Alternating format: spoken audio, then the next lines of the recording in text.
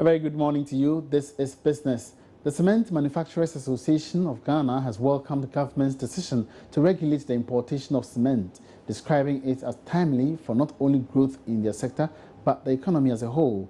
The Import and Export Regulations Bill, which matures by Friday, August 5, requires importers of cement outside the ECOWAS region to apply for renewable licenses. A ban will also be imposed on the bagging of the cement not produced in the country. The association says this should curb the unfair competition from cement importers, ultimately to the benefit of the economy. Dr. Dawson Amwa is the president. It is to protect the local cement manufacturers. In the sense that, well, government is now aware that the series of meetings with the local cement manufacturers, we are aware that the local manufacturing industry has the adequate installed capacity to produce and sell cement in Ghana. So this law, or the LI, comes as a protection to the local cement manufacturers, who have employed large people of people are working in this industry, adding value to what you call this production. The WTO agreement does not allow the ban of actual importation of products. For example, here we are talking about cement. There is going to be competition.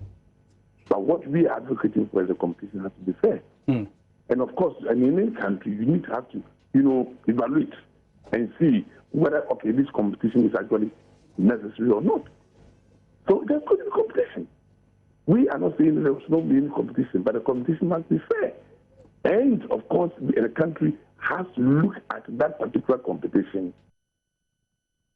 Now, two firms are in the process of securing a contract for the production of liquefied natural gas, or LNG, to support power generation in the country. This comes as government explores the use of LNG as a cheaper alternative source of thermal energy.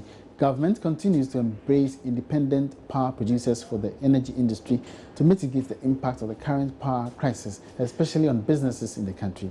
Daryl Kwao has more.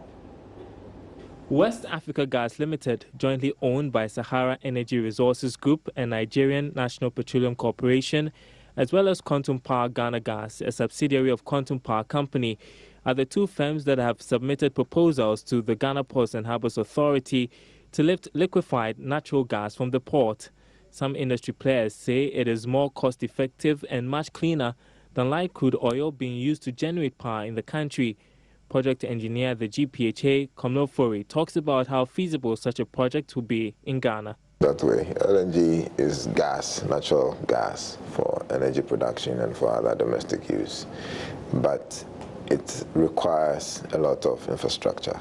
It doesn't just, you can't really put LNG into an existing facility unless you really want to customize the facility to meet an LNG, especially when you consider the components in LNG. You cannot use LNG as a product right from the drilling point. You have to regasify it before you can use it as gas.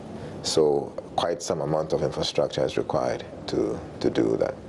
Any company hoping to lift liquefied natural gas would require between 18 to 24 months to complete the process.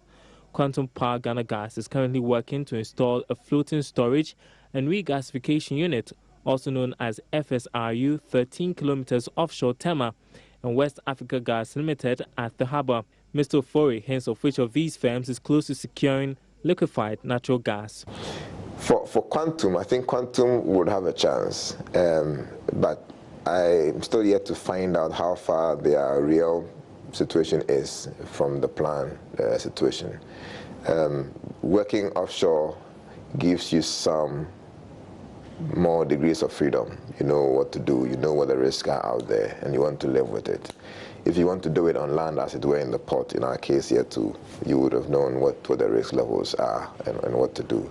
So if Quantum really wants, because there are mooring points offshore where people are bringing in other crude petroleum products and pumping underwater to the land. And it's been going pretty well. So Quantum still has a chance of doing well if they really want to put up that challenge. Okay, how about the West Africa Gas Limited? That, I'm sorry, not very close. Not very close. If they want to do that in Temaport, nothing has started. I mean, we've not seen designs, we've not seen the details yet. We have a concept. We are open to discuss and go ahead with the concept, but those kind of marine infrastructure work take a lot of dedicated time. Quantum Power Ghana Gas hopes to deliver liquefied natural gas by the middle of next year. For business owners, they can only hope the clock speeds up to save them from the huge losses they're incurring as a result of the current power crisis.